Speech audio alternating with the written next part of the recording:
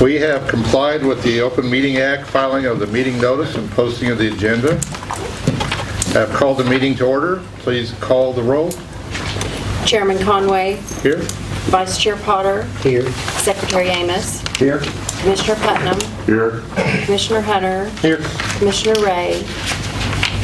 Commissioner Ritz. Here. We have a quorum. Thank you very much. The next item on the agenda is the approval of the meeting minutes for October 11th. Do I hear a motion? So moved. We have a motion to approve. Second. And a second. Any comments? Hearing none. Call the vote, please. Vice Chair Potter. Aye. Secretary Amos. Aye. Commissioner Putnam. Aye. Commissioner Hunter. Aye. Commissioner Ritz. Aye. Chairman Conway. Aye. Motion passes. Thank you. They're approved. Item 4 is the election of officers for calendar year 2019. Do I hear any nominations?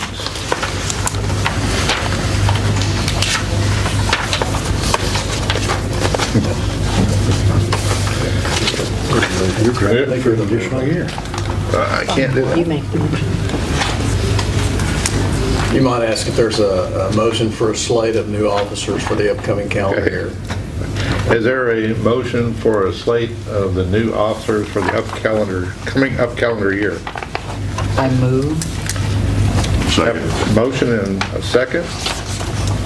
Any discussion? So would you I like to think know? I think it'd be good if we spelled out who Commissioner Ritz is moving specifically. Okay. I move that Commissioner Potter will be the chair, Commissioner Amos will be the vice chair, and Commissioner Putnam will be the secretary. Any other nominations? Okay. Floor open. I'll call the vote. Is there a second? Or second. Because need a I second. moved, so You yes, moved, so I second. need a second. I'll say. Second, please. Okay. And now the vote. Okay. Vice Chair Potter. Aye. Secretary Amos. Aye. Commissioner Putnam. Aye. Commissioner Hunter. Aye. Commissioner Ritz. Aye. Chairman Conway. Aye. Motion passes. Thank you. We're up to Director's Report. Director Byrd. Mr. Chairman, Commissioners, and members of the public, and I'll first want to recognize our host today, which is the Tulsa Airport Authority, otherwise known as the Tulsa Airport Improvement Trust. And I believe I think I've got this right, I hope I do, their interim director, executive director, Alexis Higgins. When arrangements were first made for this, I believe those were made between 1st District Commissioner Potter and Mark Van Lowe, then director of the Tulsa Airport Authority. I think that pretty much made him leave, Commissioner. He decided after that, I'm out of here. No, Mark went back off to Jacksonville, and we certainly wish him the best, but no question about it, the Tulsa Airport Authority and the Tulsa airports are in very good hands, the very competent and capable hands of Alexis. So she probably did this and arranged for this better than Mark would have anyway. No offense, Mark, we love you. So thank you, Alexis. We appreciate it very much. The first item is the Norman Chamber of Commerce. They have an annual big aviation breakfast. They want to know about things that are going on in aviation and aerospace. I think this is maybe the third time I've spoken. I think Commissioner Ritz has been at each one of those. She always gives me a good evaluation and says I still have some room for improvement. But it was well attended. Quite a few legislators, members of our congressional delegation, representatives were there. And it's always a really good event. I think there were well over, probably closer to 150 people there. NBAA went to that in the month of October, the annual convention and exhibition. It was was actually, I think attendance this year was about 25,000, so it was just down just slightly. Some of the exhibition spaces were not filled, and that was a little surprising. And a little disappointed this year. The state of Oklahoma did not have an exhibit this year. But we're going to come back. We'll be back this coming year, 2019, when it is in Las Vegas. And really want to do something like, and I know many of you have been to NBAA, and what Wichita does, the air capital of the world, with the Greater Wichita Partnership, is really impressive. And I've always, it's that we do something like that. We used to do something similar. We would have a 30 by 30 and have a somewhat of a presentation ongoing, just on a video. That what they do is a live presentation each day and a reception. They have about probably 20 partners, small kiosks on each side of their overall footprint. And it's really impressive. And then they have a presentation at 3 o'clock along with a reception about what's going on in Wichita, what big things are going on, why you'd want to do business there. Then they have a little raffle, a little drawing, and then they give away great T-shirts. It's a buzz. And they managed to do it. They started at 3 o'clock. So they are the first thing really out of the gate on Tuesday and Wednesday, the first 2 days of the convention. That's what I would really like to see, and I think we can get there. I think we can come up with the partners that would support that, and hopefully next year that is exactly what we'll have. Oklahoma Aerospace Forum, I think some of you were there.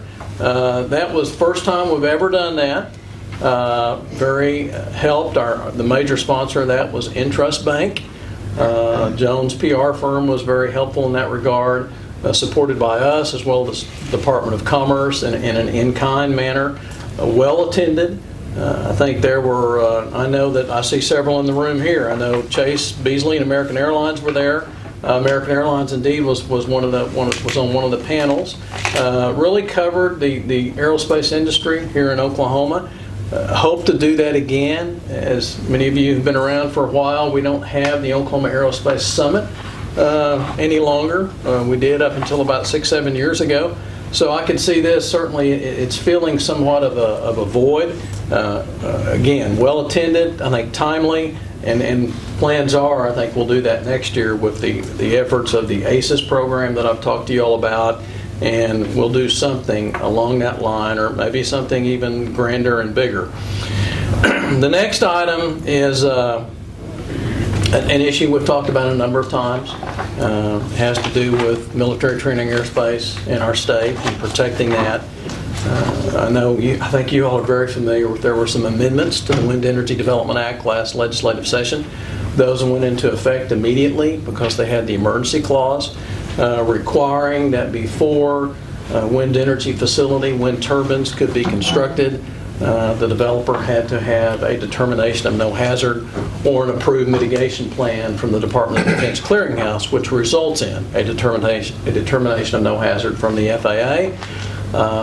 Right out of the gate, so to speak, we had a controversy that involved a wind farm development near Hinton, referred to as the Minco 4-5 wind farm. You all are very familiar with that. The developer in that instance, Nextera, for the sites they were building on, did not have determinations of no hazard. Their position that they filed those notices prior to the effective date of the legislation. Our position and that of the Strategic Military Planning Commission being that, well, the legislature chose their words carefully. The legislature means what it says. It doesn't talk about just notices. Indeed, that's all that's required in the federal process. It talks about you've got to have, it requires that you must have a determination of no hazard before you proceed with construction. So, we've been involved in emergency rulemaking, been kind of up to our noses in that, myself and Grayson mainly. Sandra has supported that as well. We've been in several hearings at the Corporation Commission. We've had meetings with individual corporation commissioners, Commissioner Murphy, who is now chair, Commissioner Hyatt, and we've been in numerous technical conferences. We've submitted our own comments and revisions several times, suggested revisions. Those did pass last week, the emergency rules. Now there's a permanent rulemaking proceeding. Unfortunately, that did not resolve the event, which is the source of the controversy. What is the grandfathering event? We think that's rather clear. We think the legislature was rather clear. I don't know that we'll be able to resolve that by rulemaking. That we think there's a requirement that there be a determination of no hazard. A notice alone filed with the FAA is simply not enough. That may be enough on the federal level, but not in the state of Oklahoma as of April 3rd, 2018. That controversy, as you all know, you voted in a special meeting back in September to file an action to enjoin NextEra from proceeding with construction until they had the determinations of no hazard. That rulemaking's not going to resolve that, or future controversies, and there may well be future controversies. We estimate that there are over 1,000 pending notices that have not received a determination of no hazard as of April the 3rd, when this law went into effect. So there certainly will be probably some additional controversies. Unfortunately, I don't think that rulemaking, the emergency will not. I don't think the permanent will either. Some good news with respect to that specific controversy about that wind farm. There has been a series of what you might call settlements between the Attorney General and NextEra to give time to the Department of Defense and the U.S. Air Force to work out their differences with the developer. I'm encouraged by those, but When we, still frustrating. we made a motion to file suit and involve the state attorney general and get that going. Was that ever filed? Based upon news accounts, Commissioner, I would say no, that an actual lawsuit, we requested that as well as the Strategic Military Planning Commission. An actual lawsuit was not filed. I do know that the Attorney General's had a number, from They negotiated a settlement. Chairman, They didn't- and that's didn't follow. that's been extended, and that's not necessarily unusual. If someone who's going to file a lawsuit can get someone to go where they want them to go without filing a lawsuit, they'll try to do that. It's a little hard for me to answer specific questions because we are actually not a party being represented in those discussions and settlement. That's So it's a strategic military planning commission is the primary? yes. Yeah. But isn't it the job of our attorney general to represent? Well, When we request that they, pursuant to your all's action, I wrote a letter requesting representation, and we did not receive a written response to that letter. I know that Chairman Conway he attempted to make contact. I think he finally received he did receive a call back, but I don't know that there was a live conversation. I think it was a voicemail, and as did I received no call back. I think you too tried to contact the Attorney General's office, so. A little disappointed. Well, and we have provided information that has been requested of us from the Strategic Military Planning Commission. I think as you all know, the letter I wrote back in early September to the Attorney General, I think we're the agency that possesses the evidence that state law has not been complied with. So we would expect, and if we're asked, of course, we will help the state's effort to make sure that our law is followed. How many towers actually got built? They were running Are we 5 8-hour days. 77? It's about 70 that have been completed, and then there's other maybe 15 to 20 that are in various stages of vertical development, whether the pole is up, parts of the pole are up, but the turbine and the blades may not actually be on. But there's about 70 or 24/7 after. Yes. There's quite a bit of argument about, about 100, Grayson? yeah, about 107.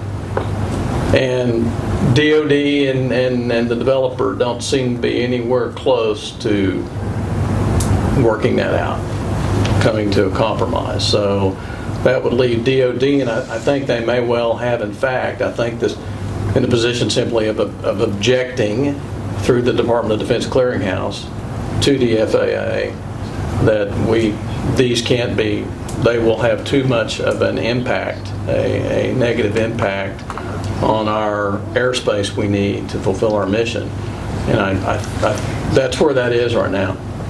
Director Byrd, are they continuing to bring new ones? I mean, Well, not in, as far as I know, not in that wind farm, but they're proposing another wind farm around Crowder that they have filed notices on, I believe, with the FAA.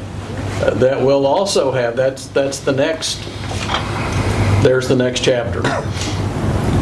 Isn't Tinker up for reevaluation about every 10 years for whether or not, as far as base closures? Well, and there hasn't been a new, people keep saying a BRAC is coming, a BRAC is coming. And I just was, I don't know who I was speaking to about this issue yesterday, but of course, we're all excited about the fact that the KC-46, some of the training is going to be done right there in Altus. I'm more concerned about Altus and Vance, Commissioner Hunter, frankly, because they are so dependent upon the airspace. That's why those bases are there. Tinker has some airspace, and they use some of those routes, but we all know that's a maintenance center. It's a heavy maintenance center for U.S. Air Force and DoD aircraft engines.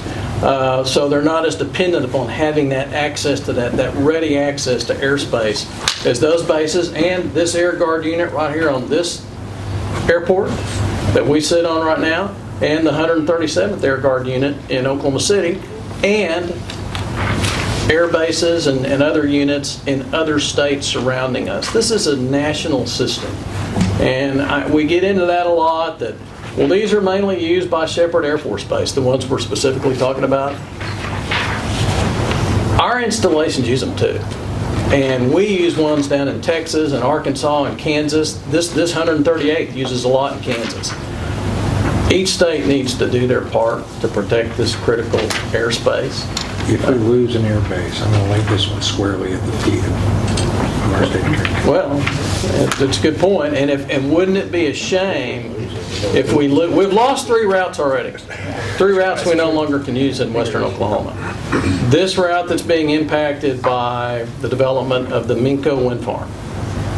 There's a good chance so much of it may get closed that it's no longer, it doesn't make any sense. You keep chipping away at that, and we're going to get to a point that, well, we really can't do the KC-46 training at Altus. We're going to have to do it somewhere else. That would be very bad. If I could make a comment about the BRAC, the Air Force has just come out and saying they're going to increase the number of squadrons by 22%. When they do that, they'll fill up the capacity they have now. So I don't think BRAC's an issue anymore. Okay. Well, that's good news. I do know that, I think I'm right about this, that even without a BRAC, responsibilities, duties, missions, something can get that's a problem. moved around, without a BRAC. So we're not crying wolf, and we're not alone in this.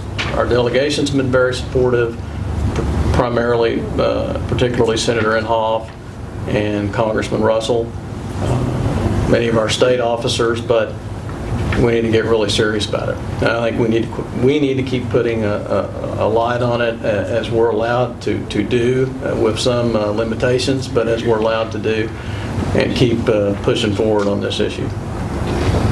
Is there a date that might have the final determination on this? At some point, it gets, FAA at some point FAA is going to keep in mind, all we're doing with the amendments we passed last session, we didn't create any new, that was what we were originally after, an extension of our zoning authority in HAPA to protect this airspace. Didn't get there. That was the bill in 2017. So at some point, FAA will issue either this is a hazard air navigation or it's not a hazard. I think it will be heavily influenced on about those 100 or so we're talking about by the Department of Defense objecting.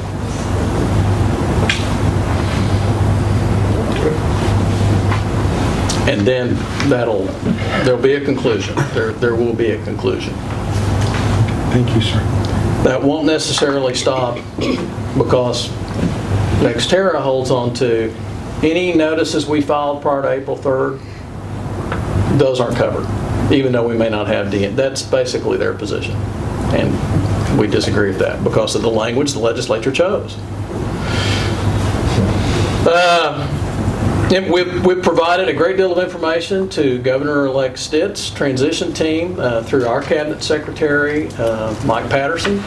Our own commissioner, Hunter, was part of the Governor-elect Stitt's transition team, specifically focused on infrastructure, I believe. And I think non-highway roads, more the other. Strictly aviation. Yeah, aviation is what you were focused on, but I think they were talking about other modes as well, but aviation is what you focused on. So that's a good thing for us, and I know along with Commissioner Hunter was former airport manager in Stillwater, Gary Johnson, and a rather new airport manager in Muskogee, Drew Saffel, was also part of that. And I know they met, I think, about a week ago or so, and focused on aviation, so we'll see what comes from that. I think it's really good news. Some of the announcements. Michael Junk is going to be Governor-elect Stitt's chief of staff. We knew Michael quite well when he worked for Senator Inhofe, and I think a prerequisite on Senator Inhofe's staff is if you're going to work for me, you have to love aviation. So that's a good thing. Legislative update, we're in the midst of, the legislative calendar has started. Tomorrow is the due date for you having bills reserved, authors reserved, in order to be able to go forward with any legislation you have planned. So what you all had approved back in October, we have taken the necessary steps to make sure we have bills, we have authors. Still working on that just a little bit to just tie up a few loose ends, but we'll have it done by tomorrow. Any questions? Any questions? Have we covered everything? Okay. Thank you, Commissioners. Thank you. Okay, Director's report complete. Financial report, Jane.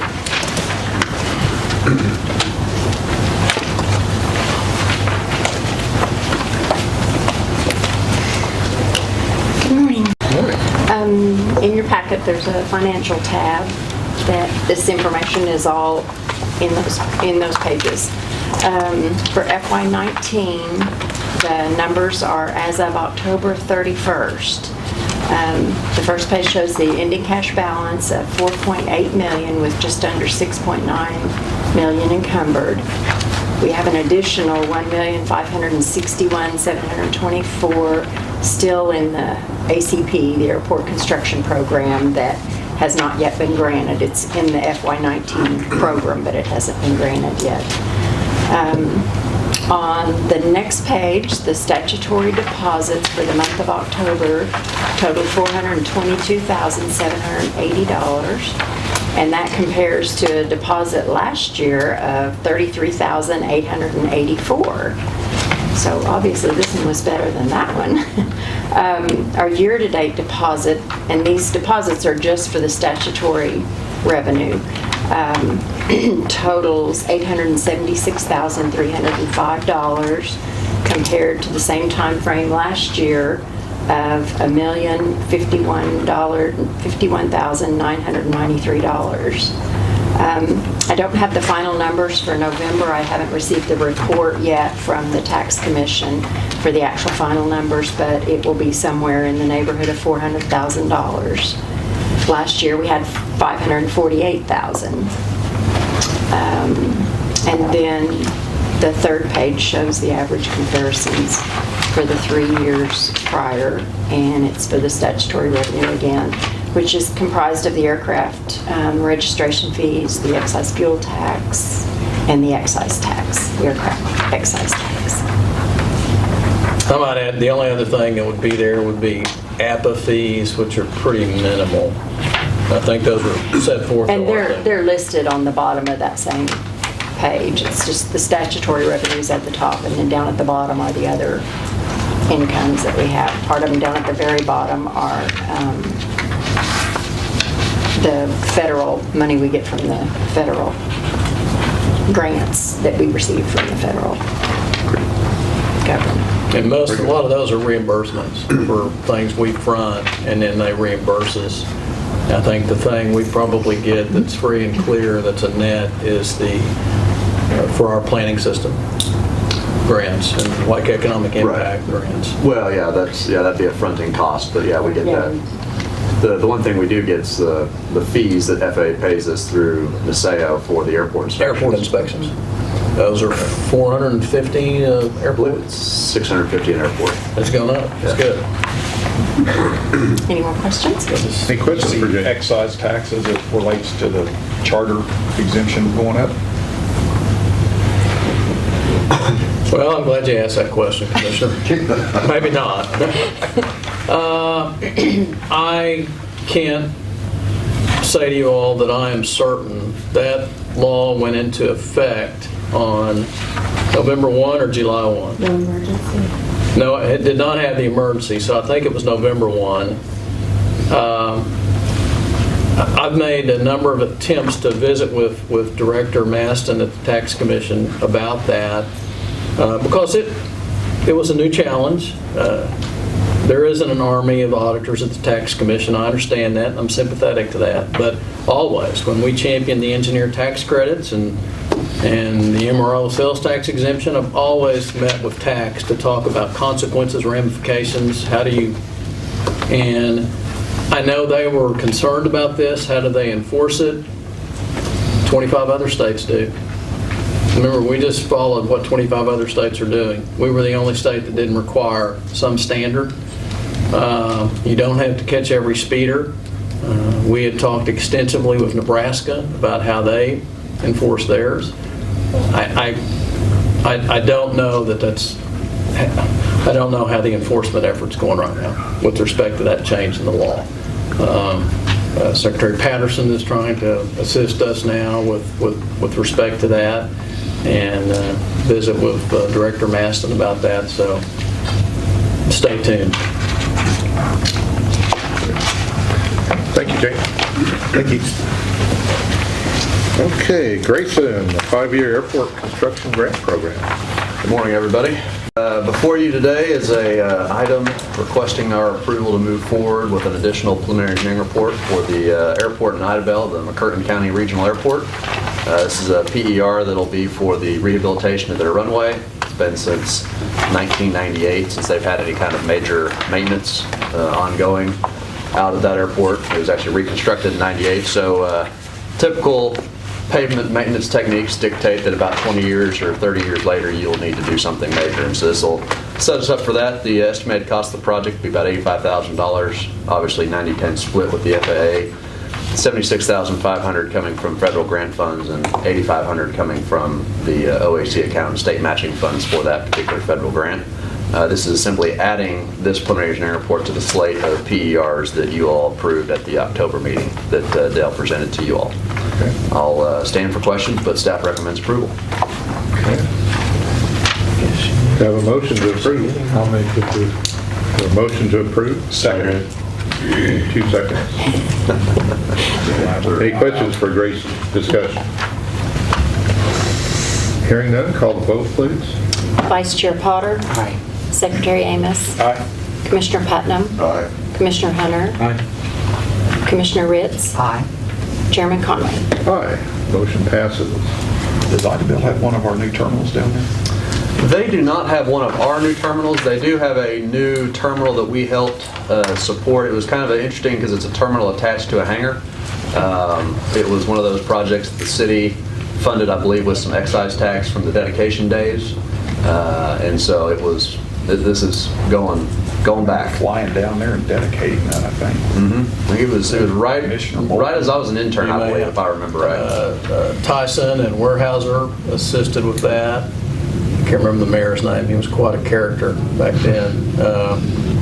But yeah, we did not put money into that terminal, but it was city and some private entities that were the reason for that terminal coming into existence. Okay, Grayson, Airport Development Division update. Yes, Director Byrd wants both the airport development, the planning and programming side, as well as the engineering, to kind of start moving and giving the commission an update as to what's gone on, what will be going on. Just a brief, here's what the day in the life of our division staff are doing. And so that's kind of what I want to do with you all today, is to give you a little update of what we've done over the last month and a couple of weeks since our commission meeting in October, but also what are a few things that you might be interested in moving forward. The big thing I think that I'm going to hit today is I think we visited about the FAA's asset program that classifies the general aviation airports, national, regional, local, and basic. That was a program instituted, actually Director Bird, I think, was on the steering committee, first committee, whatever you want to call it, when that first came about back in the 2012 timeframe. It gets updated every 2 years, this classification status. And one of the minimum requirements to be in is you have to have at least 9 based aircraft. That's the majority of the way that airports were classified and therefore receive the non-primary entitlement fund that we talk about so frequently, the $150,000 a year that each classified GA airport receives and can then bank up to 4 years for a larger project. It's updated every 2 years. If an airport has less than 9 based aircraft and they become unclassified, they will not get their $150,000 for those next 2 years. We just went through a classification program. FAA took a snapshot back in January, February of this year.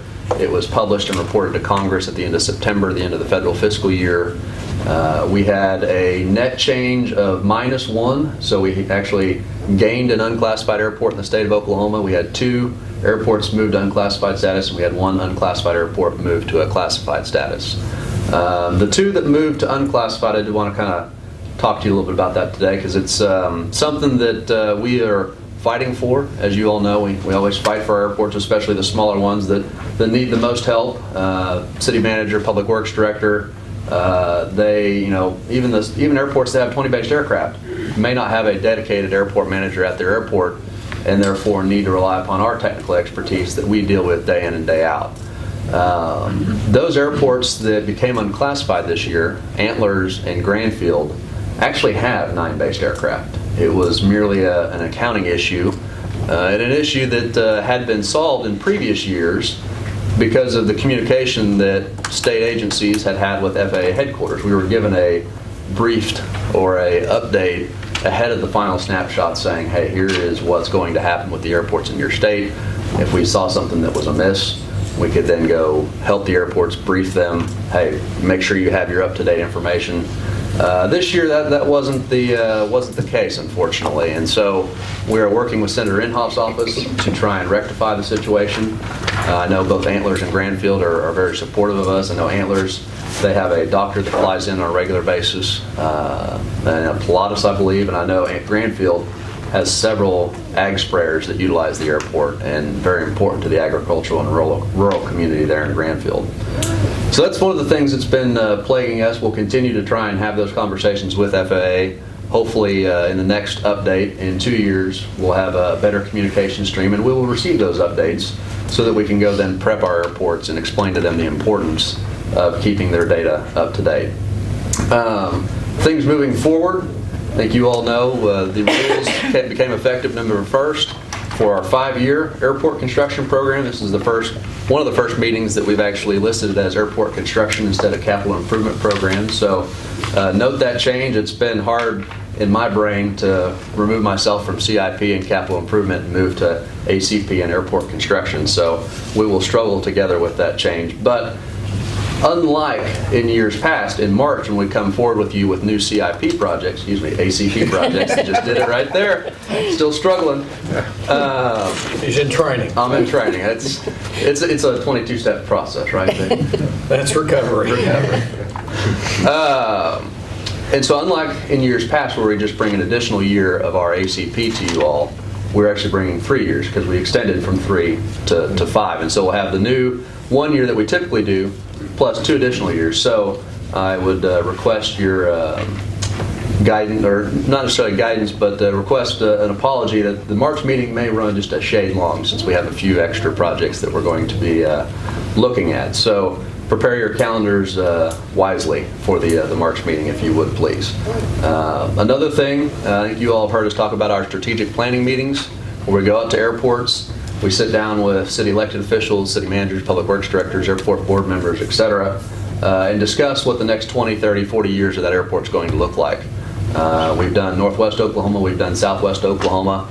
I think this winter we're going to try and hit the other 2 quadrants of the state, Northeast and Southeast Oklahoma. So we will let you know when those get scheduled if you would like to attend. Be more than happy. Usually we do about 4 or 5, maybe 6 airports over the course of 3 or 4 or 5 days throughout the week. So if you'd like to attend, be happy to have you come there. They're usually about 3 to 4 hour meetings. Usually the elected officials or the state elected officials, if they can only show up for the first hour, if that's what you all would like to do, anytime you'd want to provide, be happy to have you attend those meetings. So with that being said, I'll stand for any questions on the Airport Development Division update. Questions? Let me, Mr. Chairman, and we'll be talking to you more about this. We've talked a couple of times. If we were a block grant state, as that has now been expanded under the latest FAA reauthorization bill to 20 from 10, the snapshot, the all-important critical snapshot, which determines which airports in your state are going to get the federal funding that's provided for in FAA reauthorization, the non-primary grants. Does that increase our control of that or our ability to influence that? It does. At that point, if we were block grant, we would be inside the tent, so to speak. So we would be inside FAA's system. We would be able to create our own snapshot. We wouldn't have to rely upon FAA to do the snapshot for us. And so as long as we knew the deadline of when the snapshot was being taken, we'd be right there. We would be in the shoes of FAA and being able to do basically what they should have been doing and what they had been doing in years past during those updates. So, yeah, we would be right there in the tent, being able to see exactly what FAA sees. So that we didn't get that preliminary report, if you will, saying we've got concerns about these airports, which we didn't get for this snapshot, that we could control the impacts of that. Correct, we could. I never liked a Monday morning quarterback, but if we were block, I can say with pretty good reasonable certainty that this would not have happened with Antlers and Granfield. So, What's the likelihood of them getting back in before the next snapshot? well, that's what Inhoff's office is investigating right now. For example, I know FAA, when we first talked to them, said it's impossible, but then look at what happened at Stillwater. Stillwater made a change mid-cycle of going from non-primary to primary. So they went from $150,000 a year of entitlement to $1 million a year entitlement, mid-cycle. This was right there. Class change. Yeah, class change. From non-primary GA to primary commercial service. Right. And so if that can happen for Stillwater, my question is why can't it happen for a GA going from unclassified to classified? And so therefore getting $0 to $150. That's my logic. Now, FAA might tell me otherwise, but that's. And please keep in mind, commissioners, I mean, it's like Senator Inhofe, always the difference between Senator Inhofe and Senator Coburn. I love those debates, but this is money already authorized by Congress. I mean, through the FAA reauthorization and their appropriations. And by the way, we depend upon that. We're not sending we can't support all of those that are in the federal system. That really needs to be, they're part of the national system, and that's what the NP program, the non-primary entitlement program, is for. So that's why it's important. If Congress and the FAA ever decide to change that, it's not a very easy process, as you all certainly observed with Lake Murray. Then things can change. But in the meantime, if it's in their system and our system, that's supposed to be a safe airport, meet standards, and then that money should be coming to those airports. So that's why, and I know that Senator Inhofe's office and staff believes that very much. So that's why we're pursuing this. We have no idea when that snapshot is taken. We do. In a month? It's usually we have a quarter. We know it's usually the second quarter of the federal fiscal year that snapshot gets taken. So in the January to March timeframe. And we used to partner, really. It was kind of a partnership process, Commissioner, and that has changed. Grayson, so I know you don't want a Monday morning quarterback, but is it the personnel in airports now that has caused this change? And do you think it's going to continue to go forward, or was it a lapse in judgment on it? I think it's going to continue forward like this. And this, again, this is not the local folks. This is not the ADO. This is headquarters. It's not Fort Worth. Yeah, it's not No. Fort Worth. This is more I got you. headquarters. And so I think what the flavor of the day is that we put in this system, airports should know about it, and therefore they should keep this up to date every week of every month of every year. And they should just know that. And then therefore we just take a snapshot. Well, that's a perfect world. Reality says that most of these airports, they're more concerned about their roads, their sewer systems, the dog catcher, and is Susie on the cheerleading team for the local high school. You know, there's. Well, I don't know about that last. Maybe not that last one. But that's what local government is always focused about. The airport always kind of gets sloughed off to the side. And so we try and, as much as we can, remind the local entities Upload, get your stuff Verify. upload. And we did. We sent out an email update back to November saying, hey, please update your information. And the airports actually went and updated the information, but because the system only allows one airport to claim one aircraft, the airport at Antlers, for example, they had 5 aircraft in there that were being claimed by other airports. Well, they didn't know that they had to go clean that up, and they had to negotiate with FAA and explain, hey, this airport is based at my aircraft, not at this other airport, and this other airport's wrong. They didn't realize that. And again, I feel really sorry for the city manager because he was doing the best he could with the information at hand. And so had we known, okay, snapshot's getting taken on January 24th, we would have gone into the system on January 23rd and did one final check and been, uh-oh, Antlers, hey, what's going on here? We are 20 minutes to midnight, we got to fix this. And of course, and Commissioner Ritz, I like it you, but let me make it very, very clear that Commissioner Ritz is retired from the FAA. Thank you. And she was never in airports. But this is kind of contrary to the line that was put out even pre-asset by Kirk Schaefer, a name you'll remember, a name we're here, kind of here now, that, an airplane could actually be based at 2 airports, which sometimes, Senator Inhoff's a pretty good example of that. Tulsa Riverside, South Grand Lake Regional Airport, they said that was okay. Elliott Black said that was okay. And he's still there.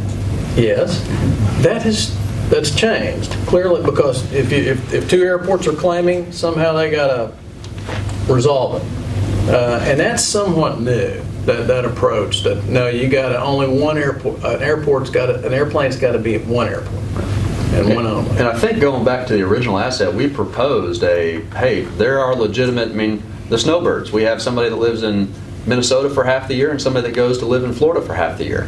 Why can't each airport claim half an aircraft for that validated total? Are they tracking these by tail number? Tail number, Yeah. correct. Wow. And of course, that opens up a whole other. Plus, you're a pilot and aircraft owner. Some feel that's part of our sacred right to privacy. If I were the airport manager at some place like Antlers, or a city manager, I think I'd be calling my brother-in-law who owns an airplane and saying, hey, Bob, can you move your airplane over here for 2 months? Because I'm at risk of losing $300,000 for the Yeah. next 2 years. Right. And we don't advocate for that, but But that's their job as the Right. airport manager. Their first loyalty is to that airport. Right.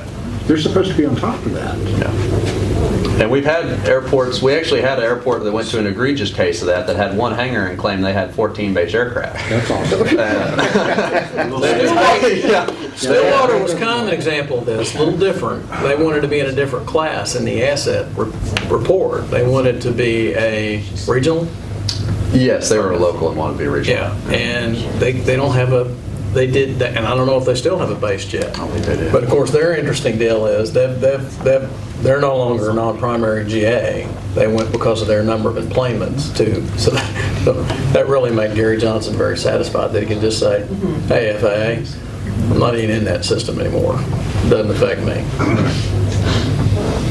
But we have had airports that,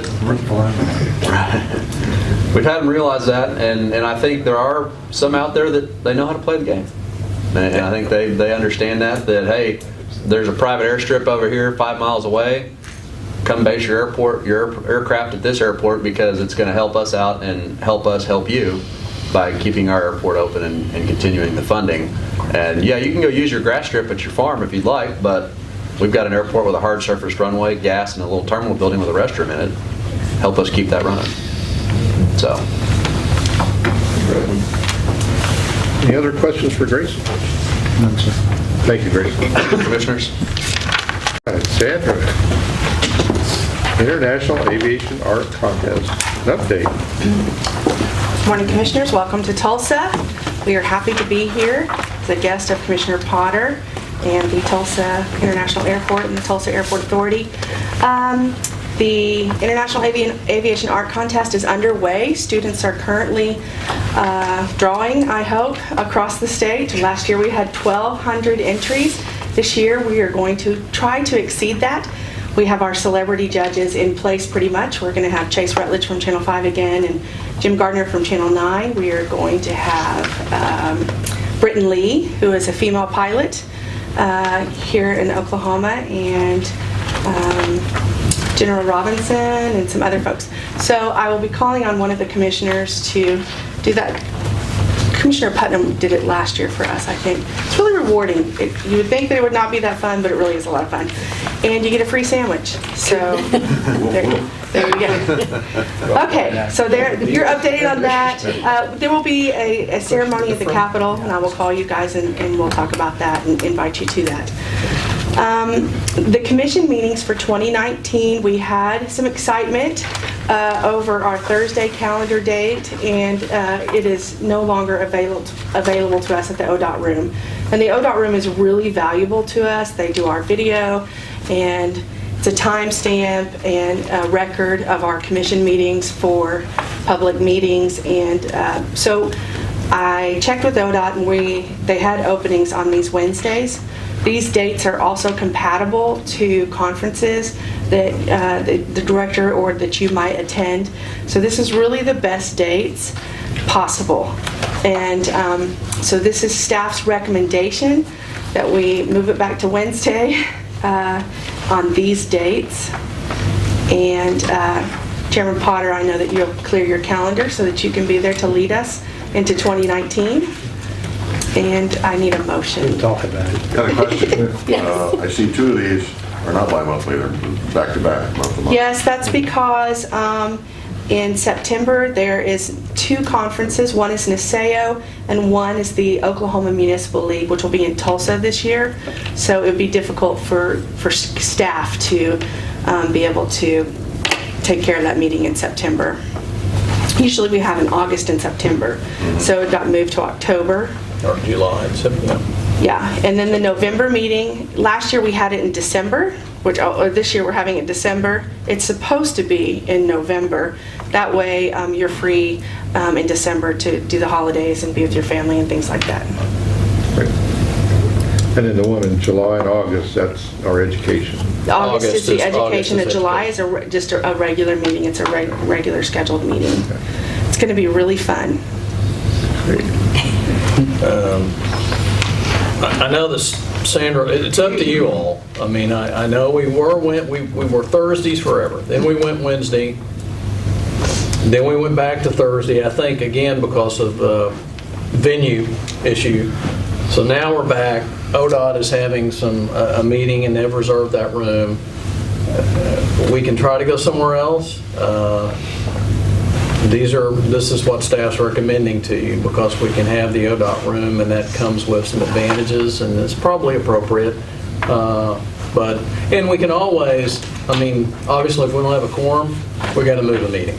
If I get called somewhere, we're probably going to have to move a meeting. And so we can, with respect to an individual meeting, we can do some tweaking.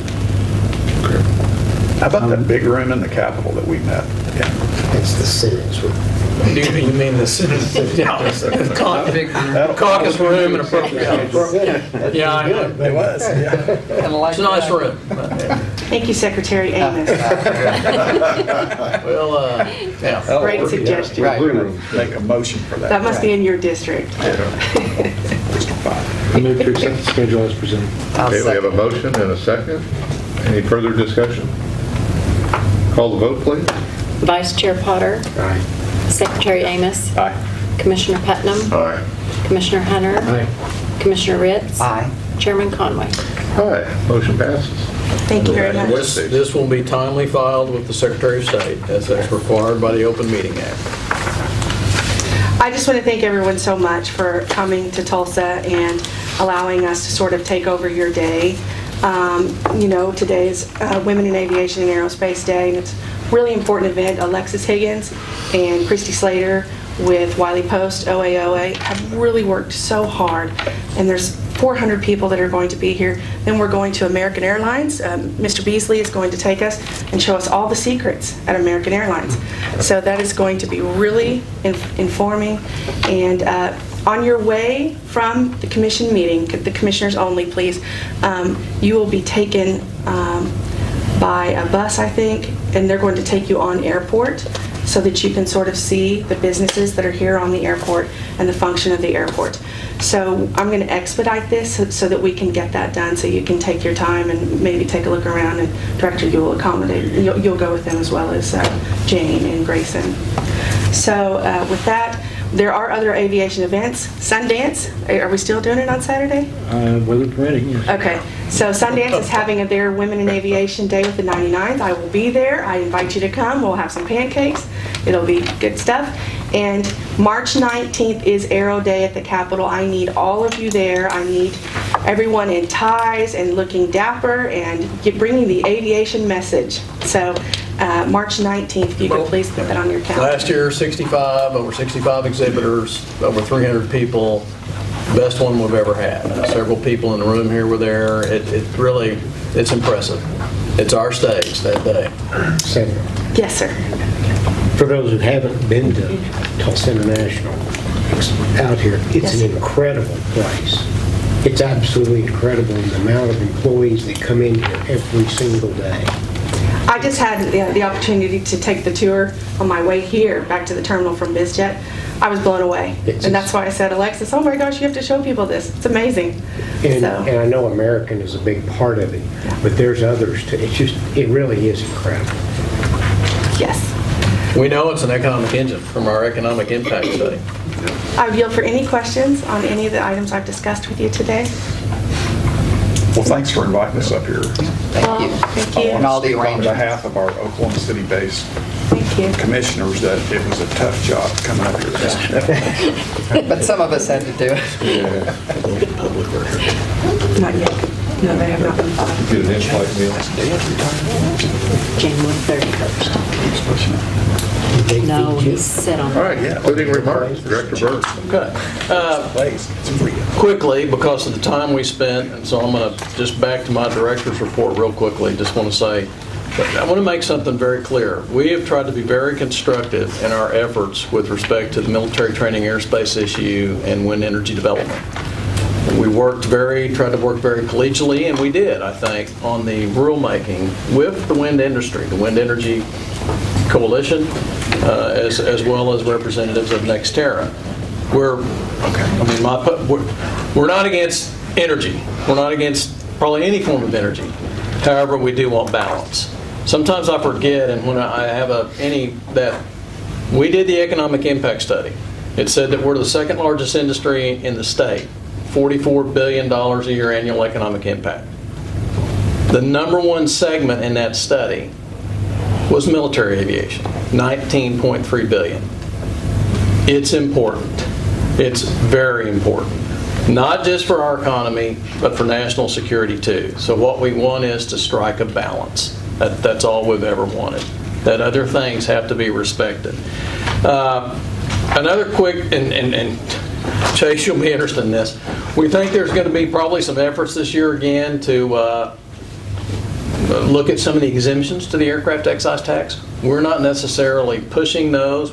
Our big one was, and we achieved that finally last year after probably talking about it for 12 to 15 years.